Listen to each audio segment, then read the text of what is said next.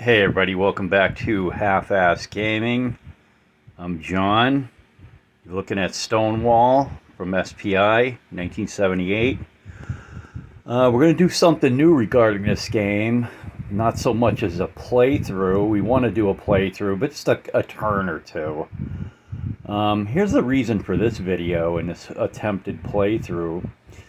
Maybe you listeners at home can help me out. I know there's about 250 of you, and I'm thinking that might be one or two of you out there that have a really good knowledge of Civil War tactical and would be so inclined as to help me out with this endeavor. Well, what is the endeavor that in question is? I'm going to learn how to play Civil War tactical because, as you can see, I'm an owner of quite a few Civil War tactical games, of which I don't know how to play any of them. And I thought I'd go old school and start with something new, old, very old. Start with that before I move on to the newer shit. And, you know, you guys, anybody out there was like, no, you should really start with Death Valley Scenario 3. No, I'm actually going to start with Stonewall right here. I've already got it on my wall. And if there's anyone inclined to help out, this is the purpose of this video, because when it comes to Civil War Tactical, I'm a total noob. I've tried and tried and tried again to understand it, and I just don't get it. So what I'm going to do is I'm going to try to excruciatingly slow, painful. It's not going to be entertaining for anybody to watch this mess. I'll say that straight up. But I'm thinking there might be somebody out there that might be inclined to help me out, to help any viewer who might be in the same situation to learn, to pick up, to get just enough of it that they can proceed and carry on with their own learning experience. So that's where I am. So let's move the camera around and get it mounted so we can see what's going on over here. All right. So let me get the camera mounted. This is where I usually hit the wrong button and the whole damn thing shuts off. And make sure it's on here. Good. All right. That might do it. Well, actually, let me take it off. Let me just give you the big look. So let me back out. So this is what you have. I have Stonewall laminated. The map has been laminated. I have it set up. The blue are the Union forces. I got a little bit of glare on the light, but once the camera gets situated, I think that's going to be minimized. So there's the blue forces set up. Here's the gray forces set up, and there's Kernstown right there. So we're going to focus on this area as I get the camera into position. All right, well, the phone into position. Make it sound like I got some hoity-toity expensive camera, which is not the case. So this is the bottom of the map. It's Kernstown. And here's what I'm going to do. So I've been reading.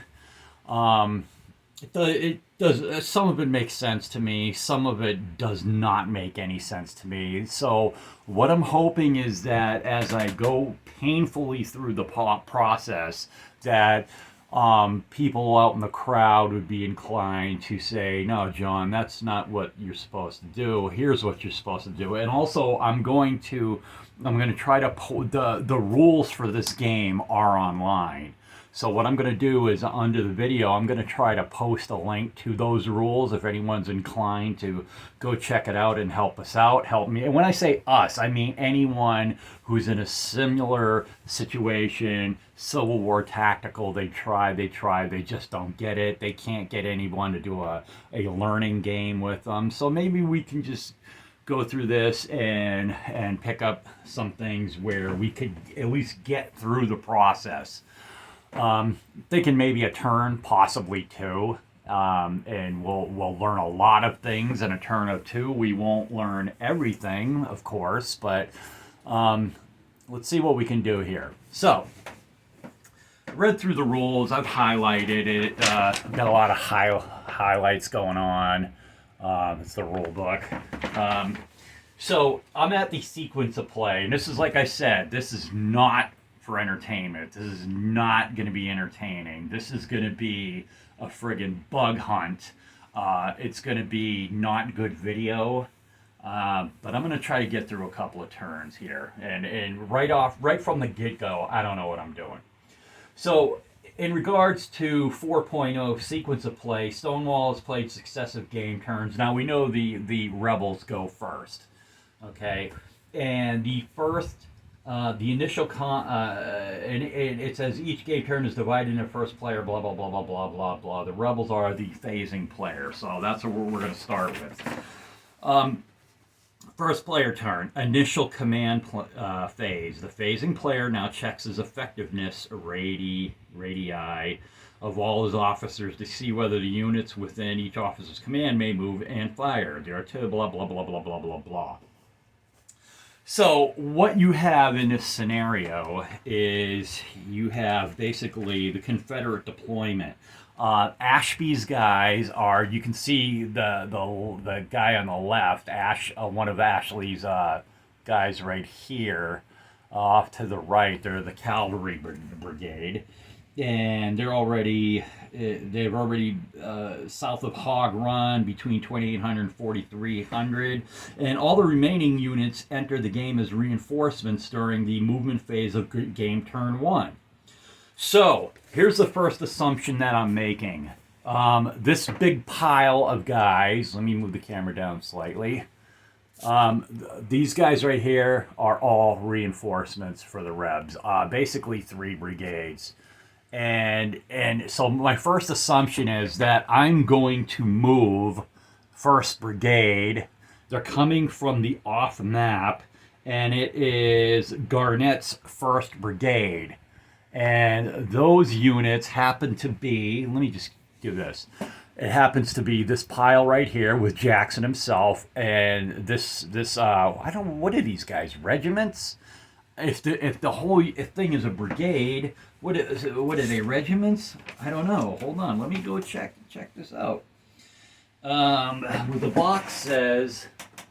What does the box say? Okay, hold on. Let me do the introduction to the whole damn thing. Stonewall is a grand tactical regiment level simulation. Okay, so those must be individual regiments right here. I know they can be stacked 2 per hex. There's a manpower limit, which may be 8, but it's no more than 2. Okay, so under this stack right here, you have Jackson, a Garnett unit, and then you have 2 units. And there may be 2 right here as well. So here's my first assumption, that they're coming in from the southern off map, and that the Garnett's radii, organizational command radii, whatever, didn't even know that was a word, covers all of those units. So in fact that they can move in this initial turn. That's an assumption that I'm making. And I believe his distance it's probably like 4 hexes it's printed on. Garnett might be 5 hexes. So they're coming from off map. And what they're going to do, so let me go ahead and read some more about this. So sequence of play. Okay, so we check movement phase. A phasing player moves all certain number of his units as he desires within the limits and restrictions of movement rules, see 5.0, blah, blah, blah, blah, blah. Yeah, so when we look at movement, there's some shit in here, but I don't want to really delve into that right now. So I'm going to go ahead and move those guys. I'm not going to change their facing. By the way, if you look at the Union, you can see they're upside down. That's for facing purposes. I'm assuming they're facing the enemy if you look at the Union guys. So anyways, what I'm going to go ahead and do is move these guys. And one of the... and so you're saying, John, what's the movement? So the movement on infantry movement allowance is infantry, dismounted cavalry, and supply is 5 movement points.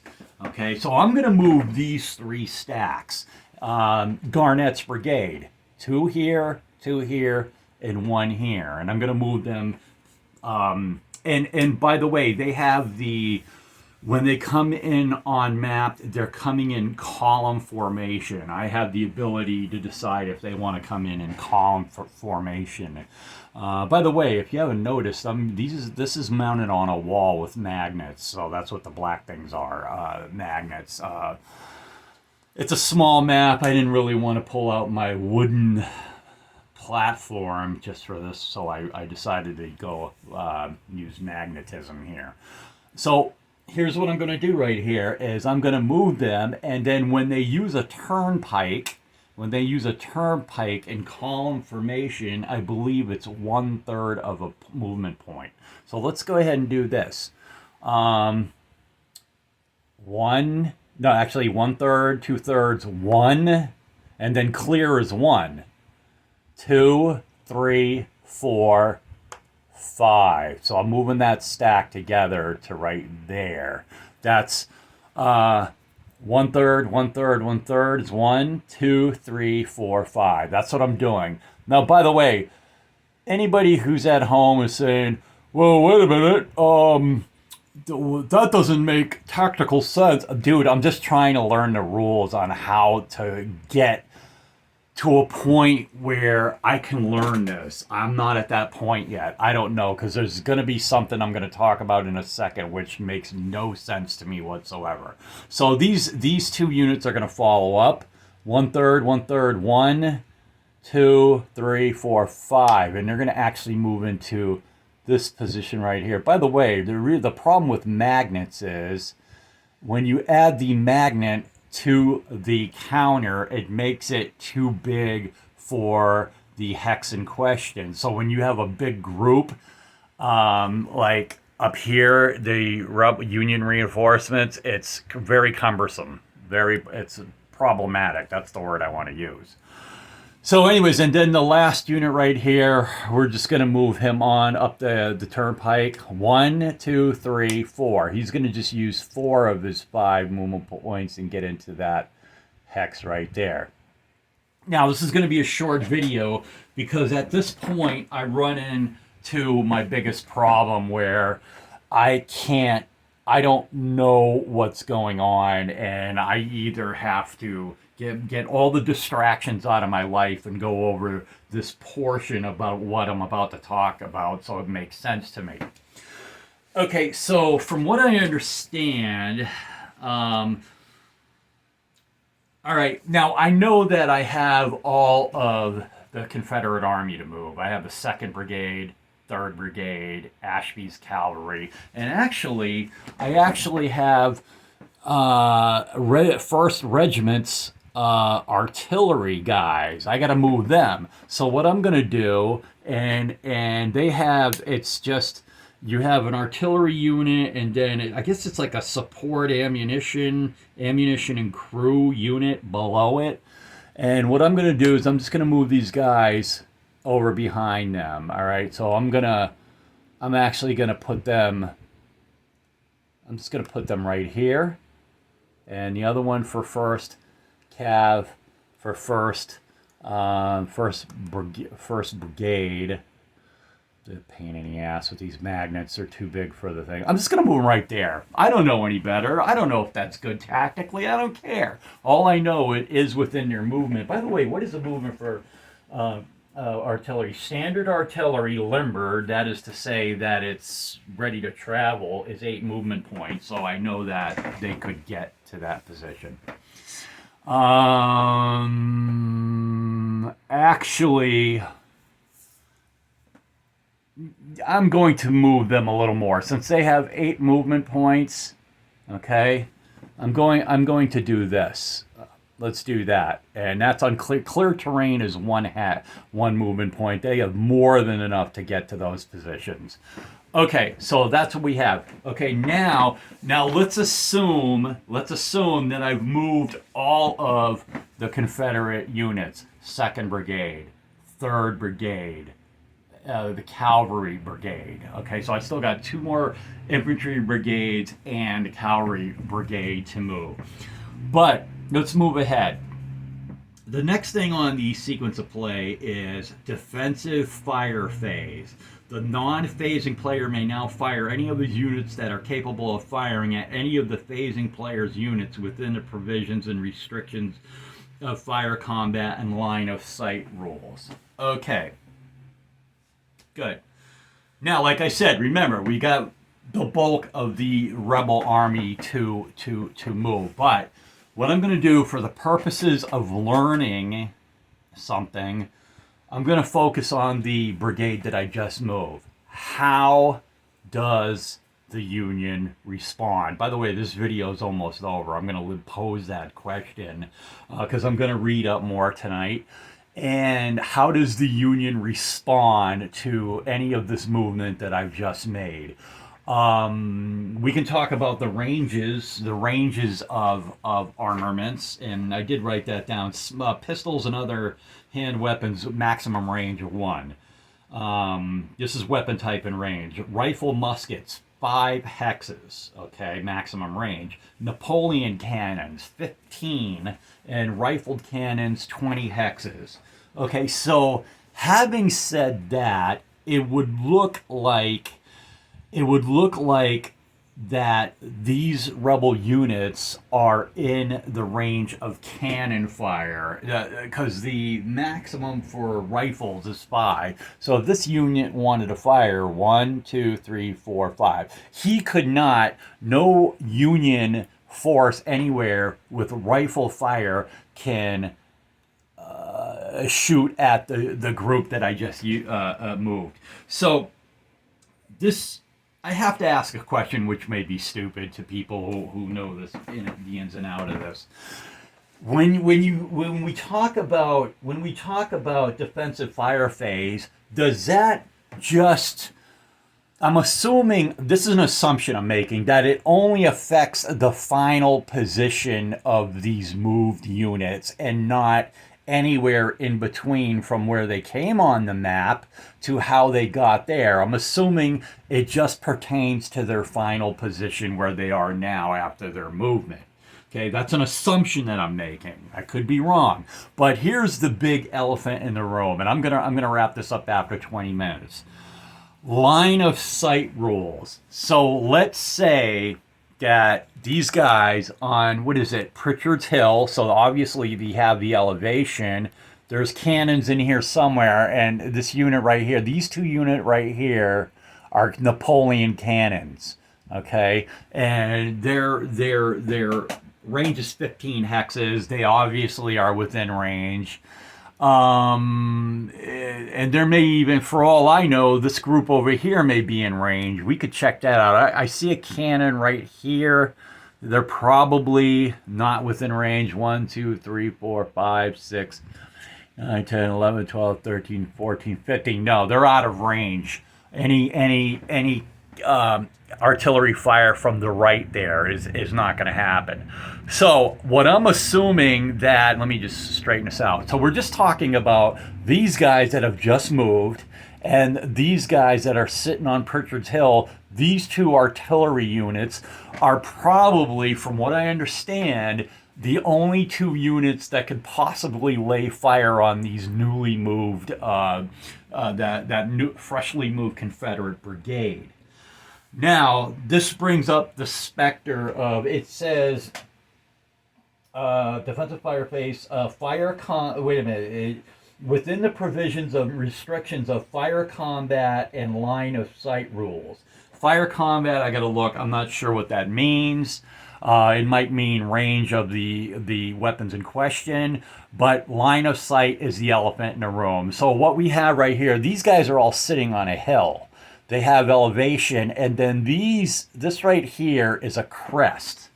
Let me go over here because the artillery, no, the terrain is all the way to the right side of the map.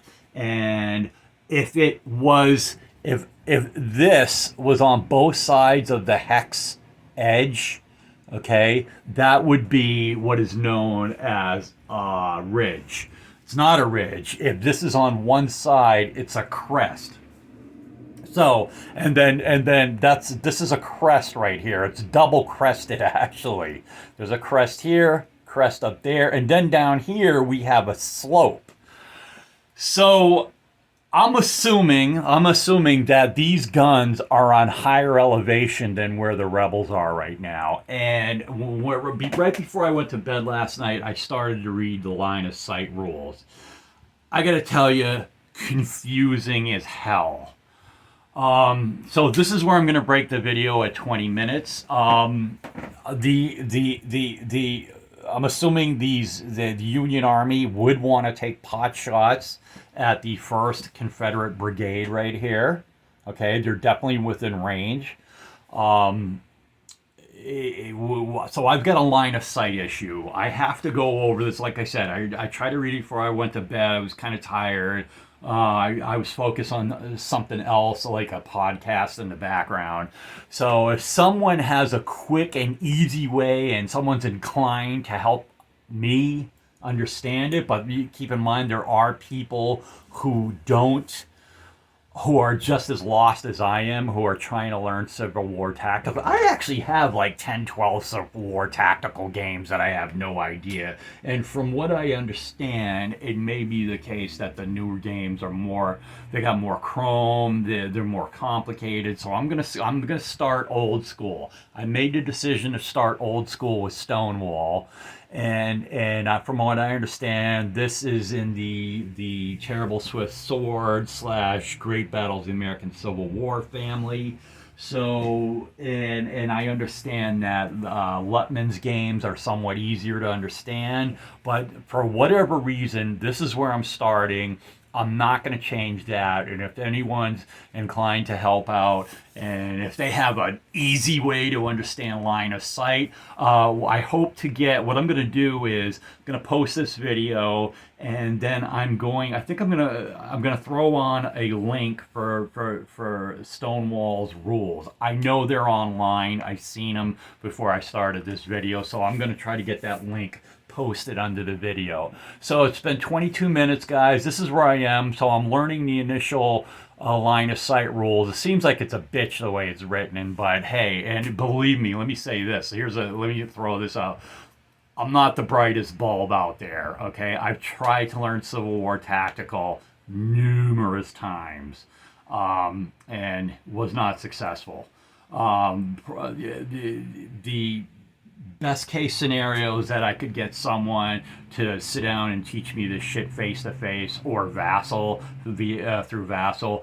It's not the case. It's really hard to get that situation. So maybe, if someone pit stops into this video and says, "Oh, by the way, yeah, the easy way to learn line of sight is bing, bang, boom." Maybe we'll go that route. So, anyways, I'm John. It's Half-Ass Gaming. The game is Stonewall SPI 1978, old school. I was literally in high school when this came out. And anyone who wants to help out, constructive criticism. I would say that if you're going to throw something out in regards to helping us out, know what you're talking about. That's why I'm going to post the rules. Know what you're talking about before you just throw something out there, and we're highly appreciative of any help that we can get. Anyways, I'm out. I'm John. This is something new that I'm trying, and much love to the Half-Ass Gaming community. I'm out. Bye bye.